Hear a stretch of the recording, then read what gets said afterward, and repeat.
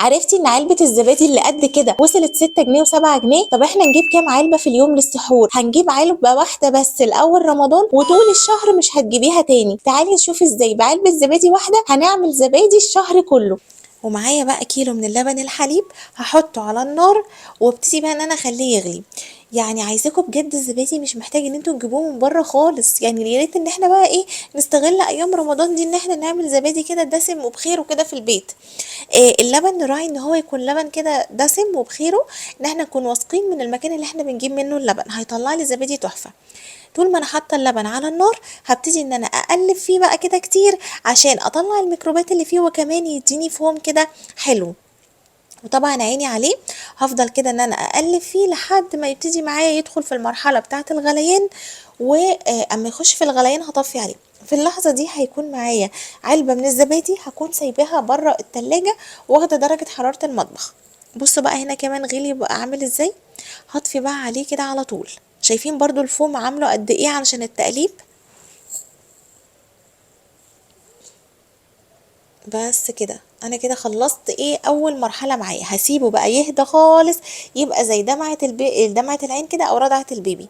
بجيب بقى معلقتين كبار من الزبادي، بتوزي علبه صغيره، وبحط معاها معلقه من السكر، وهحط شويه من اللبن، مش هحط كله. وهبتدي بقى ان انا اضرب الخليط ده، سواء بقى بالهاند بلندر، بالخلاط، بالمضرب اليدوي، اي حاجه. المهم ان انا اضرب الخليط ده مع بعض كويس جدا، انعمه عشان ابدا بقى ان انا كده اكون عملت الخميره بتاعته.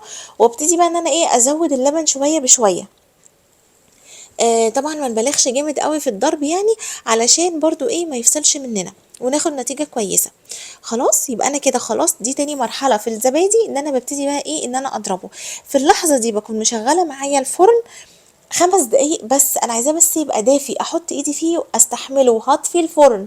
اهم حاجة هطفي الفرن، هشغله 5 دقايق واطفيه، احط ايدي فيه استحمله، واقلب بقى كده تقليبة كويسة. واحضر بقى الحاجات اللي انا هبتدي ان انا احط فيها الزبادي. انا بالنسبه لي زبادي بيتي يعني فخارات. طبعا عايزين تستخدموا حاجه تانية براحتكم.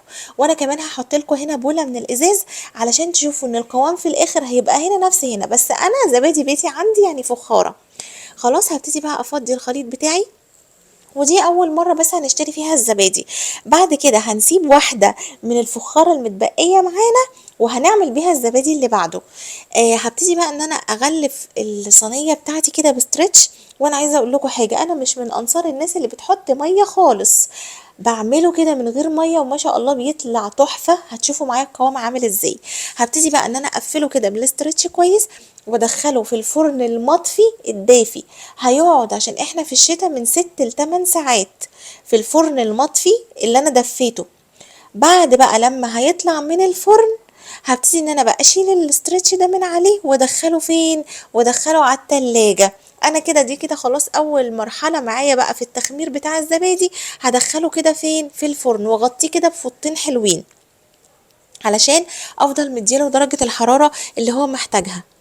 هنا كان طلع معايا خلاص من الفرن، وهبتدي بقى ان انا احطه في التلاجة. قعد معايا حوالي كده 7 ساعات. بصوا بقى طبعا المية دي العرق بتاعه.